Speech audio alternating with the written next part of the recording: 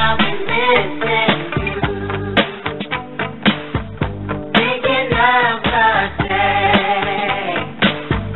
when you went away.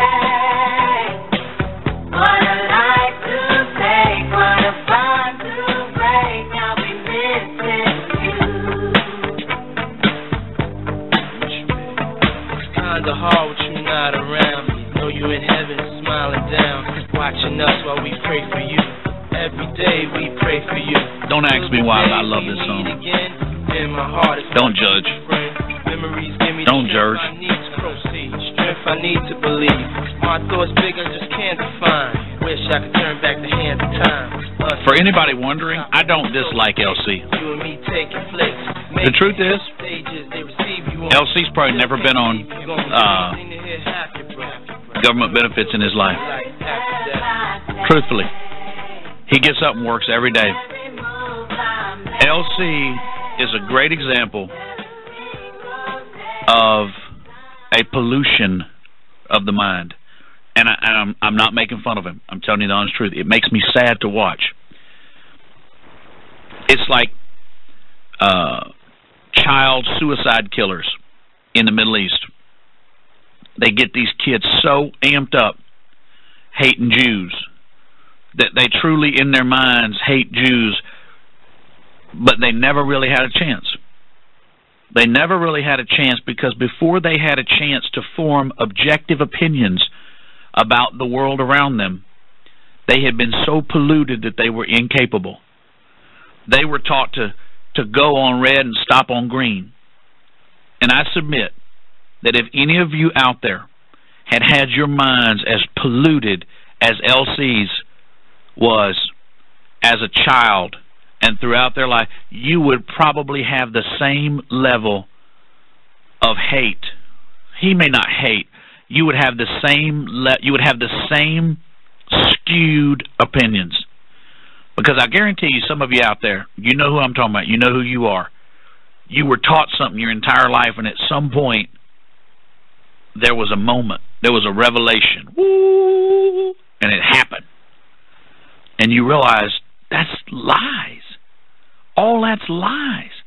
You see these people that break out of cults, and then they have this clarity. I love the word clarity. This clarity of thought. All of a sudden, things become clear. And it can be painful. It's like chopping off a part of your own body. Because, no, not that part, a finger. Because a part of you has died off and you realize that it had to. It was cancerous. And you realize that everything you believed, you had been taught to believe, and that because of that you could never see. You could never see truth because you had started with such a bad foundation. And for so long, so many black people in this country have had that happen, that they truly believe these white devils around them want to enslave them and take what they have and don't want to do enough for them, and they've been led to believe. And this is where a lot of this comes from. Now, these are conversations about race that most people are uncomfortable having, but I know them to be true, and therefore I speak them. And that is, most black people in America, not all, most black people in America hate themselves. They hate their blackness. That's why when they get into an argument, they will use the kind of hateful language that white people would never even dream up. Mothers will refer to their children in these ways. Men will refer to their women in these ways. If you look at how much hatred there is from black people toward other black people, the way they will, the crimes they will commit, I mean vicious crimes, black on black, shooting children as if they don't exist. They won't shoot a white child. They will shoot a black child. The things they will do, the rapes, the misogyny, the hatred, all of this stems from a very, very deep-seated, multi-generation, frequently resonating self-loathing.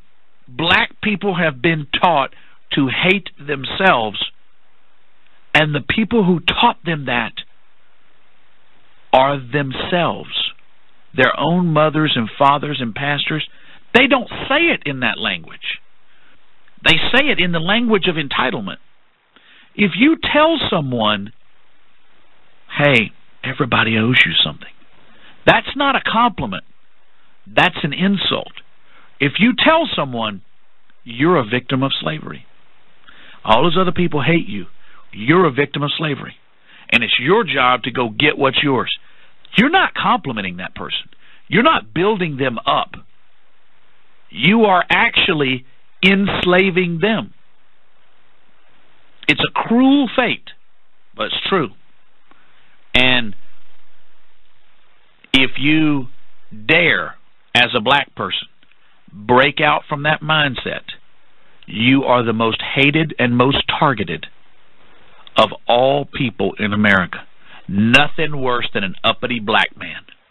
Nothing worse than a black woman who dares to behave in a way that the streets don't approve of. White liberals, do you remember white liberals?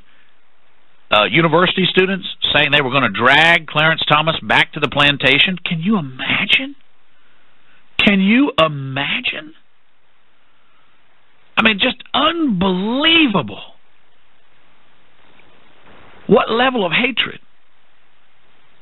So anyway, it's complicated stuff. It really is. Don't hate LC. Pray for LC. Because he really does not understand how polluted his mind is. And if he ever did, wow.